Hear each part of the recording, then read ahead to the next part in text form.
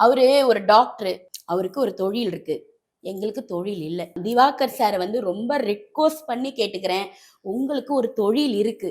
நீங்க தயவு செஞ்சு அந்த தொழில பாருங்க. எங்க தொழில்ல வந்து எங்க பொழப்ப கெடுக்காதீங்க. உண்மையா உங்களுக்கு திறமை இருந்துச்சுன்னா கூட நான் வந்து உங்கள வெல்கம் பண்றேன். சத்தியமா இல்ல திவாகர் சார். நீங்க தயவு செஞ்சு எங்க கலை உலகத்த விட்டு போயிடுங்க. அவ்வளவுதான். நான் ரிக்வெஸ்ட்டா கேட்கிறேன். நான் உங்கள வந்து நான் உங்க மனச கஷ்டப்படுத்தணுமோ, வேதனைப்படுத்தணுமோ சொல்லல.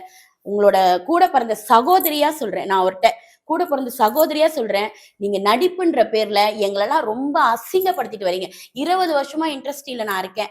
20 வருஷமா இண்டஸ்ட்ரியில இருக்கேன். இப்போ வரைக்கும் படங்கள் பண்ணிட்டு இருக்கேன். ஆனா நம்ம இத பத்தி அவர்ட்ட யாராவது நெறைய மீடியா பேசியிருக்காங்க. பேசும்போது அவர் என்ன சொல்றாரு, நான் என்ன பார்த்து பொறாமப்படுறாங்க. என்ன பார்த்து பொறாமப்படுறதுக்கு அங்க ஒண்ணுமே பொறாமப்படுறாங்க. இல்லையே மேடம். பொறாமப்படலங்க. அவர் ஏன் இப்படி பண்றாரு? ரொம்ப வேதனையில பேசுறோம் நாங்க எல்லாருமே வந்து, ரொம்ப திவாகர வந்து திவாகருக்காகவே வந்த இன்டர்வியூன்னு கூட நீங்க நெனச்சுக்கோங்க. ரொம்ப வேதனைப்பட்டு நான் பேசுறேன். தயவு செஞ்சு நான் சொல்றேன் திவாகர், நீங்க எங்க கலை உலகத்த விட்டு போயிடுங்க. நீங்க தனிப்பட்ட முறையில வந்து இன்ஸ்டா பண்றீங்களா? நீங்க யூடியூப் சேனல் வச்சிருக்கீங்களா? தயவு செஞ்சு அதெல்லாம் நீங்க ஃபாலோ பண்ணுங்க. உங்களுக்கு நெறைய ஃபேன்ஸஸ் இருக்காங்க. நெறைய ஆடியன்ஸ் இருக்காங்க. நான் யாரையும் தப்பா சொல்லல. ஆனா நடிப்புன்ற பேர்ல எங்கள அசிங்கப்படுத்தி, எங்கள கொச்சப்படுத்தாதீங்க. எங்க கலை உலகத்துக்கு நீங்க வேண்டாம்.